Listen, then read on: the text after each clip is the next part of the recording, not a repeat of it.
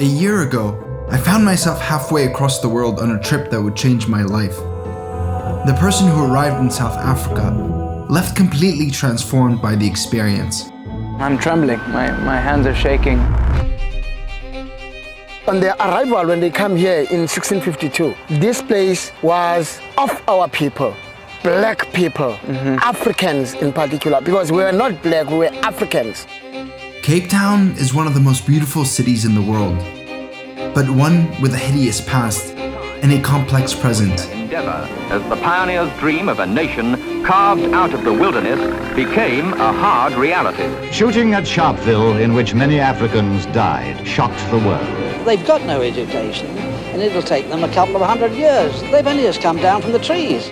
It's been almost 30 years since apartheid ended, and South Africa is lauded as the Rainbow Nation with one of the most progressive constitutions in the world.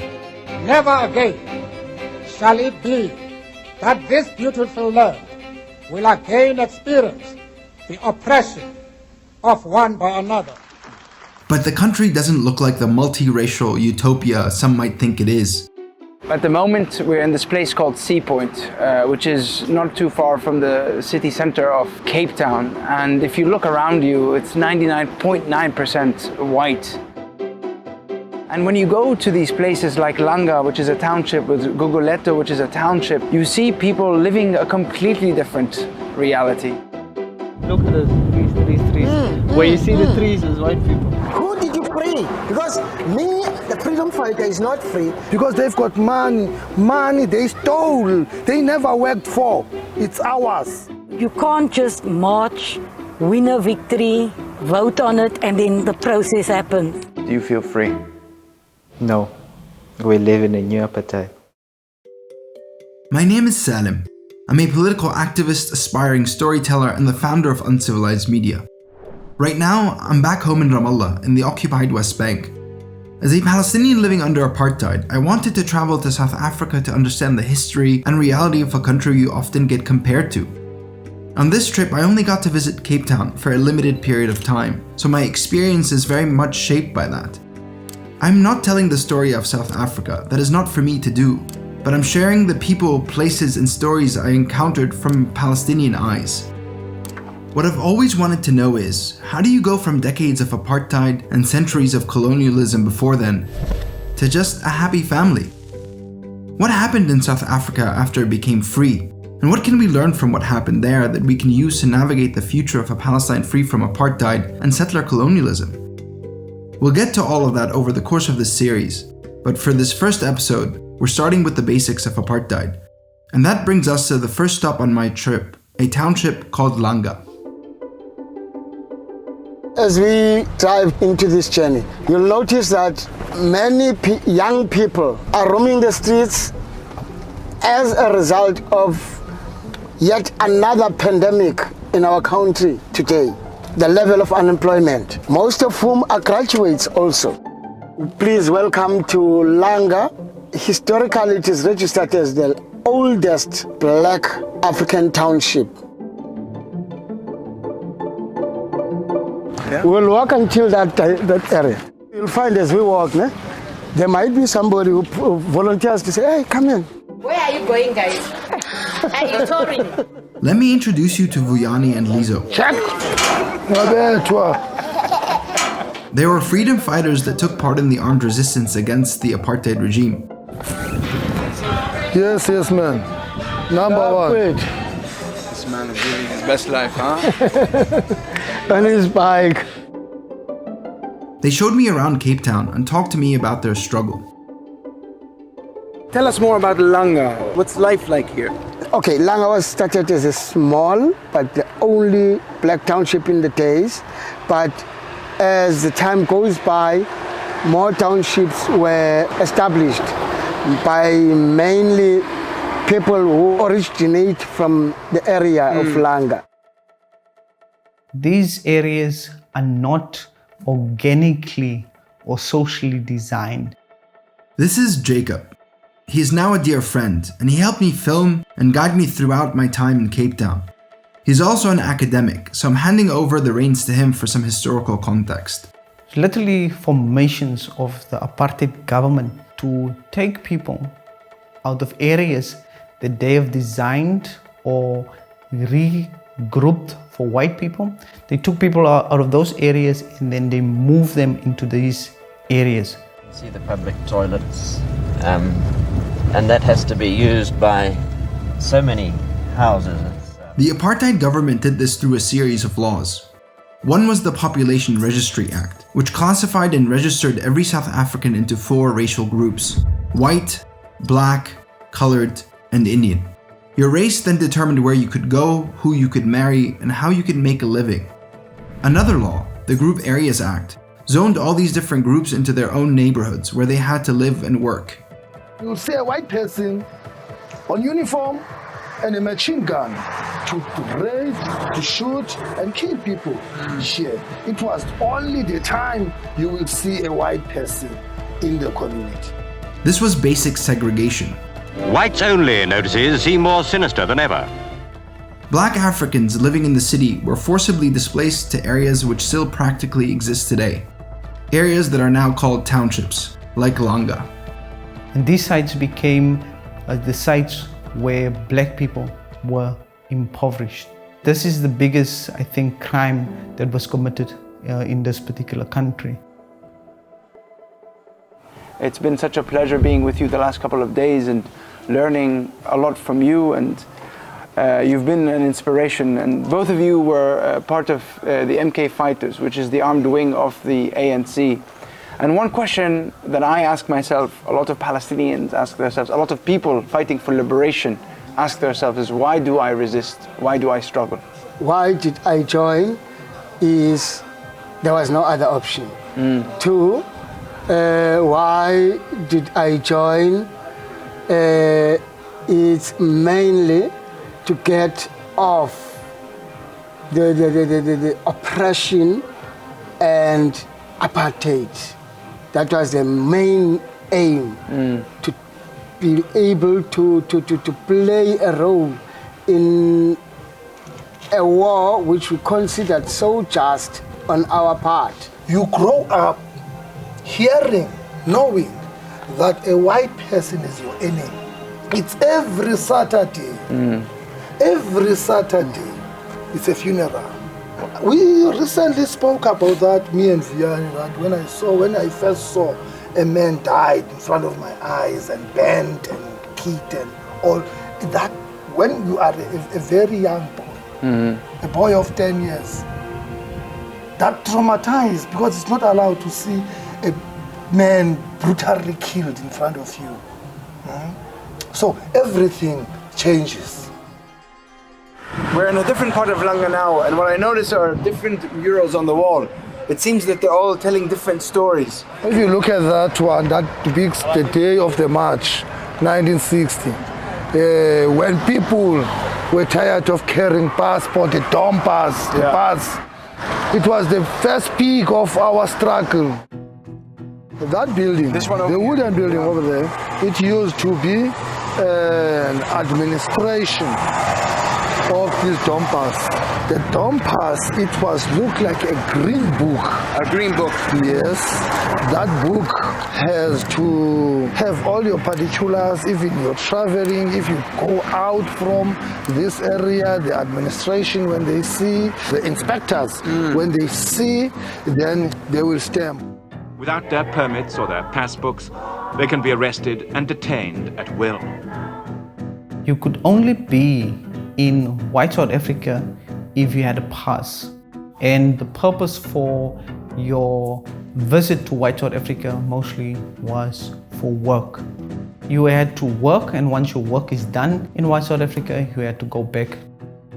And you said to me earlier, our mothers weren't around because they were taking... Mom works for this white person, white family, and part of her duties is to look after this young boy. Yeah. The boy grows up, he gets into the army or police, he is deployed in Cloete to come and shoot at my mom and I. Can you believe this? You know? It's unbelievable. So I grew up with my grandparents, and they were farm workers. So for a large part of my life, I lived with my grandparents on the farm. And one of the most humiliating things that they had to go through on a daily basis was to call white people Baas and Noi. So Noi means madam, Baas means master. If you didn't, then the violence that came towards you in terms of physically and even verbally, psychologically, was so great. And every time they say this, I could sense the shame that they felt when they tell these white people, madam and master, because through that, white people took the human dignity of my grandparents away. Something that stays with me on a daily basis. But it didn't stop there. Young white men and women were called klein baas and klein noi, meaning small master and small madam. So from an early age, these young white people was raised with the psyche that they're always going to be the masters over black bodies. Mr. Prinsloo, what is the basic philosophy underlying apartheid as a way of life? We Europeans who've lived in this country for more than 300 years have come to a conclusion which is strange to some people in the Western world, namely that the peoples of Africa, and so the Bantu people of South Africa, have a beautiful civilization of their own which is worth preserving. But now, when they sit down, they think that who will be doing our cheap labor? Construction work, hard labor, black people. But how to monitor them when they arrive here? Hence the pass laws, the DOM pass. DOM means stupid passport. Stupid. Stupid, DOM means stupid. To get access to more cheap black labor, the Dom Pass were given to black Africans living outside the city in what were called Bantustans or homelands. The apartheid government grouped black Africans into 10 tribal identities that they decided on and designated each group one of these areas. Altogether, these homelands only made up 13% of the land. The remaining 87% of South Africa went to the white people. In the implementation of this master plan between 1950 and 1980, roughly 2,115,000 black people were uprooted from their homes in white South Africa and dumped in Bantustan relocation camps. I have just announced in Parliament details of the granting of self-government to the Transkei. Now, Bantustans were presented by the apartheid government as independent states where black people were able to develop themselves. So hence, apartheid was also known as separate development. But this was not the truth. First off, the homelands were placed on poor agricultural land, and so their economies relied entirely on providing cheap labor to white South Africa. And they weren't politically independent either. They were an extension of the apartheid regime. The security forces on the homelands and their governments, once they caught you as a freedom fighter in their area, then you will definitely be taken to Pretoria where you will be processed. Even though they call those the independent countries from Pretoria, from South Africa. But whenever they catch us there, they give you back. They will give us back to the system. And once you're catch as a terrorist, then you are likely to go see the hangman. So, you know, in reality, the Bantustans are not so separate. They're an extension of the colonial apartheid regime. Yes, in all its forms. In all its forms.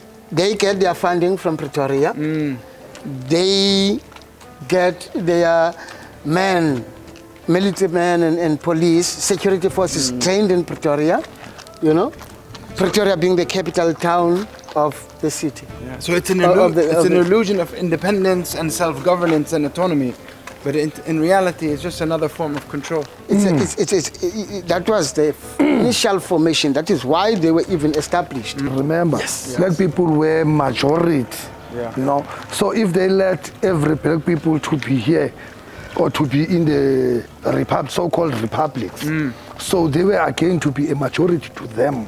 So revolting against them because they are a minority. So you rather move them together to that Bantu stand. I have goosebumps. You know why? Because you just described exactly the system in Palestine. 100%. Like Palestine, throughout its history, South Africa has seen different colonizers. From the moment the first white settlers arrived on its shores until the fall of the apartheid regime, the indigenous population of South Africa has been stripped away of their homeland, their freedom of movement, and their right to self-determination. This is the case in Palestine. Right now, it's basically a series of Bantustans. Villages, towns, cities that are segregated by walls, checkpoints, and Israeli-only settlements. These separated Palestinian population centers have also been suffocated economically so they can provide Israel with cheap labor. This is all underpinned by mass displacement and demographic engineering to keep one people under the rule of another, backed by an ideology of supremacy. For many white South Africans, this is still the land God gave them.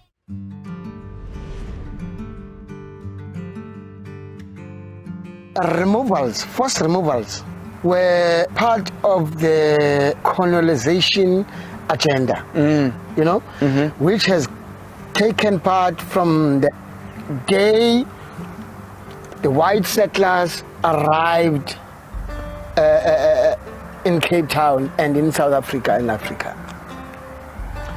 Their aim, even though they're telling the world that this place was to be used as some kind of a pass-by station on their way to the east in search of spices and so.